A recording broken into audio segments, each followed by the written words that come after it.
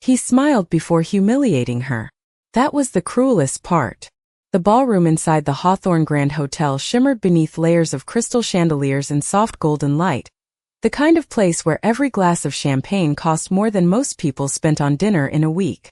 A jazz trio played quietly near the marble staircase while Boston's wealthiest attorneys, investors, and social elites drifted across the polished floor in black tuxedos and silk gowns. Claire Whitmore stood near the center of the room with one hand wrapped carefully around a champagne glass she had not touched once all evening. The cold stem pressed against her fingers while conversations moved around her like distant waves. She had almost forgotten how loud wealthy people could laugh when they wanted someone else to feel small. Daniel Whitmore stood only a few feet away beside two senior partners from his law firm. His tuxedo fit perfectly. His silver cufflinks reflected the ballroom lights every time he lifted his drink. He looked comfortable here. Too comfortable. Like a man who had spent years rehearsing how to belong in rooms exactly like this. Claire remembered when he used to hate events like these. Back when they lived in a tiny brownstone apartment in South Boston, and shared takeout containers at midnight, while he studied case files on the kitchen floor. But that version of Daniel had disappeared a long time ago. Now he smiled differently. Sharper. Colder. More calculated. One of the investors asked Claire what she had been doing since leaving the city, and before she could answer, Daniel laughed softly into his whiskey glass. Claire restores old paintings now, he said. Someone has to keep dead things alive, I guess. A few people nearby chuckled politely. Not loudly. Not cruelly. Just enough. The kind of laughter wealthy people used when they did not want to seem rude while enjoying the humiliation anyway. Claire felt every eye around her shift in her direction. She kept her posture straight. Calm. Elegant. The pianist in the corner moved into a slower melody, while servers passed trays of champagne beneath the chandeliers. Daniel took another sip before speaking again. Louder this time. Honestly, I still do not fully understand what that job even means. More laughter followed. Softer this time. Careful. Measured. Boston politeness wrapped around quiet judgment. Claire looked down briefly at the bubbles rising inside her untouched glass. Her reflection trembled faintly across the surface. She remembered spending nights editing Daniel's presentations before major cases. She remembered ironing his shirts before networking dinners. She remembered listening to him rehearse speeches in front of their bathroom mirror, while she sat cross-legged on the floor beside stacks of legal documents. Back then he used to say they were building a future together. Somewhere along the way, together became only him. Claire finally lifted her eyes toward Daniel. He was still smiling. That same polished smile people trusted in courtrooms and charity galas. The smile that made strangers think he was kind. Well, Claire said quietly, art survives longer than most egos. One woman near the bar nearly choked on her champagne trying not to laugh. Daniel's smile tightened for only a second. Barely noticeable. But Claire saw it. The tension flickered across his face like a crack beneath glass. Then the room moved again. Conversations restarted. Music returned. But something had shifted. Claire could feel it. She adjusted the sleeve of her black dress slowly, keeping her breathing steady while the ballroom lights reflected against the marble floor beneath her heels. That was when she noticed him. A man standing near the far end of the ballroom beside one of the tall arched windows overlooking the Boston harbor. Mid-40s maybe. Dark navy suit. No flashy watch. No loud laughter. Unlike everyone else in the room, he was not staring at Daniel. He was watching Claire. Not with pity. Not with amusement. Something quieter than that. Something harder to explain. For a moment, the noise of the ballroom seemed to disappear completely. Claire looked away first. But she could still feel the stranger's attention from across the room, while Daniel continued charming another circle of guests beneath the chandeliers. And for the first time that evening, Claire realized the night was far from over. She did not leave with revenge. She left with silence. The divorce papers arrived on a gray February afternoon, while freezing rain covered the streets of Boston in thin sheets of silver. Claire signed them alone at the dining table of the Back Bay apartment that had once felt too small for Daniel's ambitions and too large for her loneliness. The heater hummed softly near the windows while traffic crawled through the wet city below. Daniel was in Washington for another conference. He had not even been there when the documents were delivered. Somehow that made everything feel more final. Claire folded the papers carefully after signing them, sliding them back into the envelope without tears, without anger, without dramatic words left waiting to be spoken. There was nothing left to fight for anymore. The apartment around her looked beautiful in the expensive, empty way luxury spaces often did. Marble countertops, designer furniture, floor-to-ceiling windows overlooking Boston Harbor. But none of it felt like home now. Over the next 2 weeks, Claire packed quietly. One suitcase. For boxes. A collection of books about art restoration. Old sketchpads she had not opened in years. A ceramic coffee mug from Portland, Maine that she bought during happier summers long before Daniel's career consumed their marriage. On her final night inside the apartment, snow fell heavily outside while the city lights blurred beneath the storm. Claire stood in the kitchen wearing an oversized sweater with both hands wrapped around a cup of tea gone cold. Daniel walked through the front door after midnight, loosening his tie while checking emails on his phone. "You are really leaving tomorrow?" he asked without looking up. Claire nodded once. "Yes." Daniel finally glanced around at the half-empty apartment. "Portland seems quiet." Claire almost smiled at that word. Quiet. As if quiet was something to fear. "That is the point," she answered softly. Daniel stared at her for a moment like he wanted to say something meaningful, but could not quite locate the right version of himself anymore. In the end, he only nodded and disappeared into his office, with his phone still glowing in his hand. By sunrise the next morning, Claire was driving north through Maine while pale winter light stretched across the highway. The farther she got from Boston, the lighter her chest began to feel. Portland greeted her with cold ocean wind, narrow brick streets, and fishing boats rocking gently against frozen docks. It was not glamorous. It was not impressive. But for the first time in years, nothing around her demanded performance. Claire rented a small apartment above a bookstore near Commercial Street. The floors creaked when she walked. The radiator clicked loudly at night. The harbor smelled like salt water and old wood every morning. And somehow it felt more honest than anything she had left behind. A week later she started working at a modest art restoration studio tucked between a coffee shop and a marine supply store near the waterfront. The owner, Margaret Doyle, was a woman in her 60s with silver hair, paint-stained hands, and reading glasses constantly sliding down her nose. Margaret did not ask many personal questions during the interview. She simply handed Claire a damaged landscape painting and watched her work silently for 20 minutes. Finally Margaret crossed her arms and nodded once. "You are careful," she said. "That matters more than speed here." Claire smiled faintly. It was the first genuine compliment she had heard in a very long time. The days settled into a quieter rhythm after that.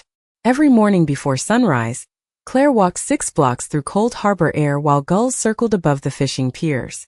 She stopped at the same coffee shop each morning where the cashier, a college student named Lucy, memorized her order by the second week. Medium coffee. 1 cream. No sugar. Small details slowly began stitching her back together. The studio itself smelled like varnish, wood polish, and old canvas. Soft classical music played from a dusty radio near the work tables while rain tapped gently against the windows overlooking the harbor. Some afternoons tourists wandered in asking questions about antique frames or damaged family portraits. Other days passed in complete silence except for brushes, moving carefully across centuries-old paintings. One stormy morning in late March, Claire unlocked the studio door just after 7 o'clock while heavy rain swept across Portland Harbor. The streets outside were nearly empty. She stepped inside, switched on the warm yellow lights, and inhaled deeply as the familiar scent of paint and cedar filled the quiet room. For the first time in years, her breathing felt steady. No networking dinners. No ballroom conversations. No pressure to become smaller so someone else could appear larger. Claire removed her coat slowly and stood near the window watching rainwater slide down the glass while fishing boats disappeared into gray fog beyond the docks. Then the small brass bell above the studio door suddenly rang behind her. Claire turned slightly, expecting Margaret. But instead, a tall man she had never seen before stepped quietly inside carrying Rain across the shoulders of a dark wool coat. The man who changed her future did not arrive like a billionaire. He arrived carrying Rain on his coat. The brass bell above the studio door rang softly while cold March rain swept through the harbor streets outside.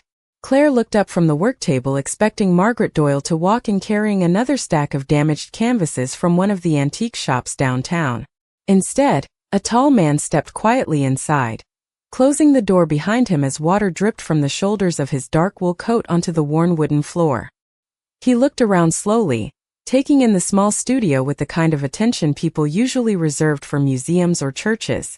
The room smelled faintly of cedar polish, oil paint, and coffee that had been sitting too long on the warmer near the back counter. Soft piano music drifted from the dusty radio beside the shelves of restoration supplies while rain tapped steadily against the windows overlooking Portland Harbor. The man removed his gloves carefully before speaking. "I hope you are open," he said. His voice was calm, low, unhurried. Claire nodded once. "We are." He glanced toward the half-restored landscape painting resting beneath the overhead lamp on Claire's work table. Most visitors walked past unfinished pieces without noticing them. This man stopped immediately. "19th century?" he asked. Claire looked at him more carefully then. "Around 1870, she answered. "Probably coastal Massachusetts." The stranger stepped closer to the painting without touching it. "The light near the horizon was added later," he said quietly.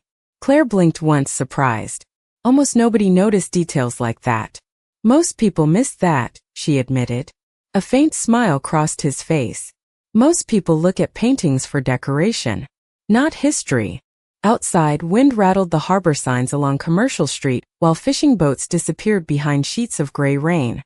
The man introduced himself simply as Julian. No last name, no business card, nothing expensive or attention-seeking about him except the quiet confidence he carried without effort. Margaret arrived 20 minutes later carrying a paper bag of pastries, and immediately froze when she noticed the stranger standing beside Claire's work table. "Well," Margaret said slowly while removing her wet scarf, "someone finally appreciates old paintings before 9 in the morning." Julian smiled politely. "I appreciate people who save them." Claire looked down at the painting to hide the unexpected warmth that sentence caused somewhere deep inside her chest. It had been years since anyone spoke about her work like it mattered. Over the following weeks, Julian returned often. Sometimes during rainy mornings before the harbor shops became crowded.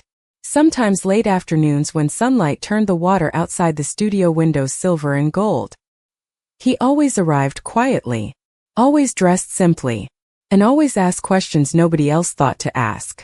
They talked about forgotten artists from New England, about damaged church murals hidden in abandoned towns along the coast, about how restoration was less about fixing art and more about respecting time itself. One Thursday evening near closing time, heavy fog rolled across the harbor while Claire carefully repaired a cracked frame beneath the warm glow of the work lamp. Julian stood silently across from her studying a large unfinished restoration that leaned against the wall. He remained there nearly an hour without speaking. Finally Claire looked up from her work. "You have been staring at that painting forever," she said softly. Julian kept his eyes on the canvas. "Because somebody almost erased it." Claire followed his gaze toward the faded seascape. "It was left in a flooded storage building for years," she explained. "Most people thought it was ruined." Julian turned toward her then. "And you did not." The room fell quiet after that except for the distant sound of rain against the harbor windows. Claire suddenly became aware of how long it had been since a conversation felt easy instead of exhausting. With Daniel, every discussion eventually became strategy, status, or ambition. But with Julian, silence itself somehow felt comfortable. Safe even. A few days later, Lucy from the coffee shop walked into the studio carrying Claire's usual order, and immediately raised an eyebrow after spotting Julian beside the work table again. "Your mysterious art guy is back," she whispered teasingly after handing Claire her coffee.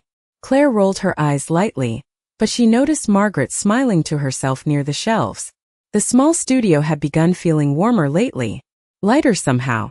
Even the long rainy afternoons no longer seemed lonely. Then one evening after Julian left earlier than usual, Margaret walked slowly toward Claire while removing her reading glasses. "Do you know who that man is?" she asked carefully.